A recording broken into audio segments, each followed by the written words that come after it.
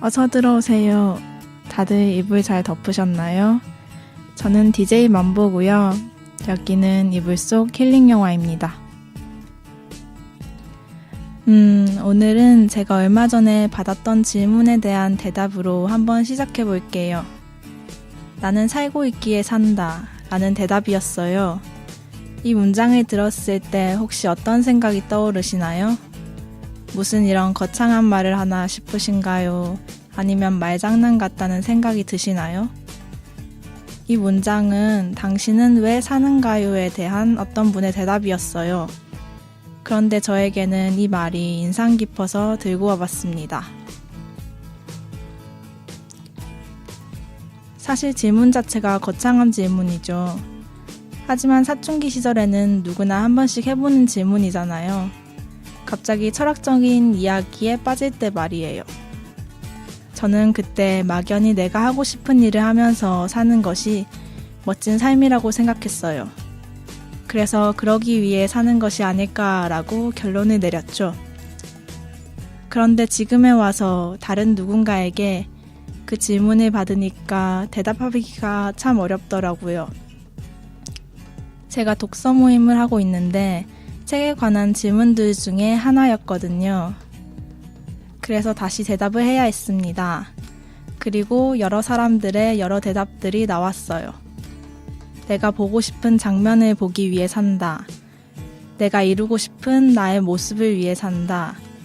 마지막 순간에 나의 인생의 결론은 무엇인지 궁금해서 산다. 등등 이런 것들요. 그리고 마지막 차례분의 입에서 저는 그냥 죽지 않아서 살고 있어서 살아요. 라는 말이 나왔어요. 처음 들었을 때는 너무 회의적이고 가벼운 대답 아닌가? 라는 생각이 들었거든요. 그런데 이후에 덧붙이는 말이 저를 돌아보게 했습니다. 사실 사는데 거창한 이유가 필요한지 잘 모르겠어요.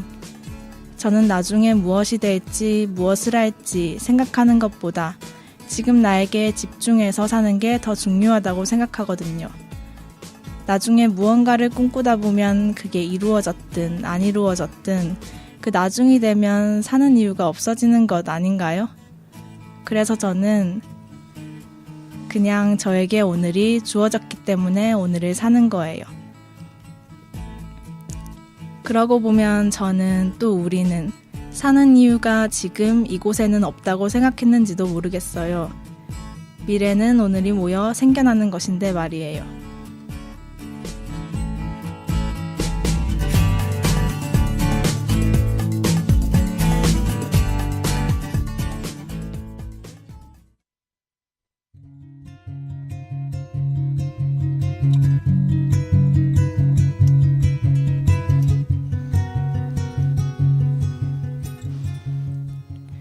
제 이야기는 여기서 그만하고 이제 여러분의 이야기로 들어가 봅시다. 그럼 오늘의 사연을 읽겠습니다. 안녕하세요. 저는 대학교 2학년에 재학 중인 학생입니다. 사실 저는 요즘 잠을 거의 못 자요. 잠도 늦게 자고 그렇다고 해서 엄청 오랫동안 자는 편도 아닙니다. 거의 매일 4-5시간 정도밖에 못 잡니다. 그리고 하루 종일 피곤해서 좀비처럼 지내죠. 그래서 제가 이렇게 잠을 못 자는 이유를 곰곰이 생각해봤는데 저는 사실 자려고 누우면 쉴 새 없이 걱정들이 머릿속에 맴돌아요.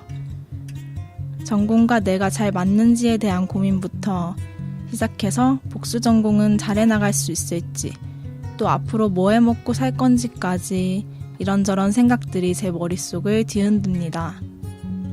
그렇게 한참 고민을 하다 보면 잠은 달아나 버리고 답답해서 휴대폰을 들여다보게 돼요. 이런 과정들이 매일 밤 저에게 일어나고 있어요. 사실 이런 고민들을 해결하기 위해서 뭘 했냐고 물으신다면 할 말은 없습니다. 솔직히 말해서 고민은 엄청 많이 하지만 그만큼 노력하지는 못했어요. 낮에는 수업 듣고 동기들과 놀고 먹고 또 밤에는 과제하기에 급급한 나날이에요. 그렇게 새벽이 오고 자려 눕다가 고민에 빠져드는 패턴의 연속입니다. 물론 날을 잡아서 찾아보고 진지하게 고민해봐야겠다는 생각은 많이 하지만 정작 집에 오면 그게 잘 안 되네요. 전 어떻게 해야 할까요?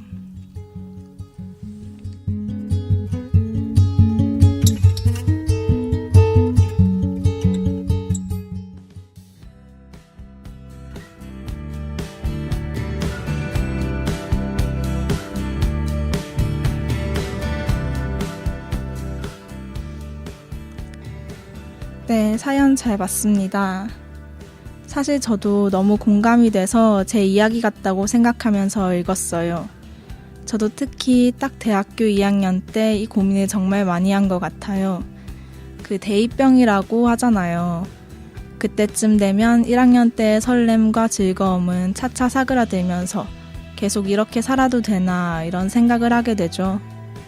그러면서 뉴스에서는 취직하기 어렵다 이런 얘기도 귀에 들어오기 시작하고 진로 고민도 시작하게 되고요. 근데 이분처럼 많이 생각만 하게 되고 정작 행동으로 해결하려 하기가 참 어려워요. 저번처럼 저도 그렇게 잘 하고 있지 않기 때문에 이렇게 해라 라고 뚜렷한 해결 방안을 얘기하지는 못하겠습니다. 그래서 이번에도 힐링 영화를 한 편 들고 왔습니다. 사실 제 라디오 코너의 컨셉이 이불 덮고 편안하게 잠 잘 들 수 있게 하는 영화를 추천하는 거거든요. 근데 잠을 잘 못 자신다고 하니까 제가 막 영화를 소개해드리고 싶은 마음이 샘솟네요. 그래서 준비한 영화는 About Time입니다.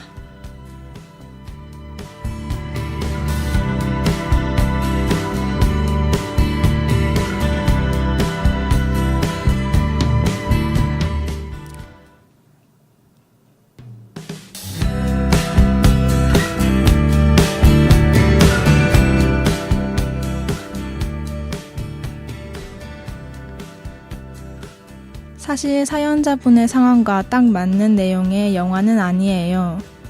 그런데 영화가 주는 메시지가 사연자분께 필요한 이야기라고 생각해서 추천했습니다. 이 영화는 팀이라는 시간여행을 할 수 있는 주인공이 나옵니다. 하지만 초능력을 가진 다른 인물들과 다르게 팀이 가진 고민은 어떻게 하면 사랑을 할 수 있을까 뿐입니다. 하지만 그 초능력으로 몇 번을 되돌아가도 첫사랑이 자신을 사랑하게 만드는 건 어려웠죠. 그 이후로도 초능력은 팀을 도와주지 않았습니다. 그 초능력을 다른 사람에게 쓰느라 운명의 상대와의 만남도 없는 것이 되어버렸으니까요. 그 상대 메리와 팀은 다시 만났지만 메리에겐 이미 남자친구가 생겨버린 후였습니다. 결국 팀은 그녀와의 사랑을 이루어내지만 이것도 초능력 때문이 아닌 팀이 냈던 몇 초의 용기와 팀이 건넨 따뜻하고 재치 있는 말들 때문이었습니다. 팀의 여동생 키캣 역시 마찬가지였습니다. 그녀의 인생은 어린 시절 만났던 못되게 구는 매력적인 한 남자 때문에 점점 나락으로 떨어지고 맙니다. 남자친구에게 사랑받지 못하는 그녀는 직장은커녕 술 없이는 하루하루 살아가기도 버거웠습니다. 팀은 이런 여동생의 문제를 해결하기 위해 타임리프를 써서 그 남자를 만나기 전으로 돌아가려 합니다. 하지만 이놈의 타임리프는 쉽게 해결해 주려 하지 않았습니다. 결국 온전히 키캣의 의지만이 그 남자와 헤어지고 그녀의 인생을 행복하게 만들 수 있었습니다. 아무리 과거로 돌아갈 수 있어도 시간은 계속 앞으로 흘러갑니다. 그래서 사람의 자연스러운 죽음도 막을 순 없습니다.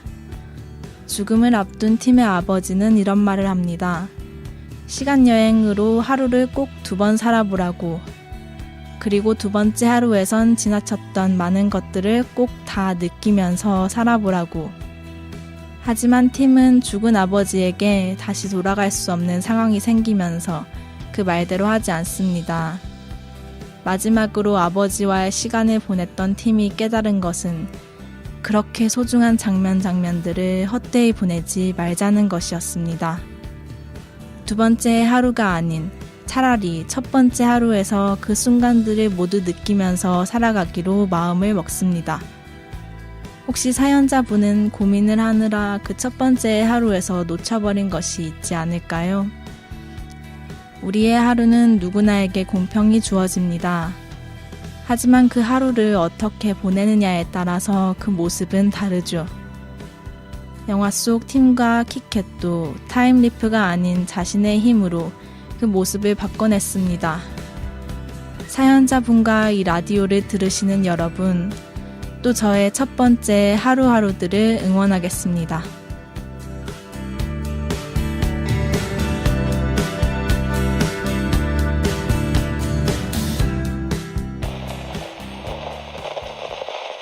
서로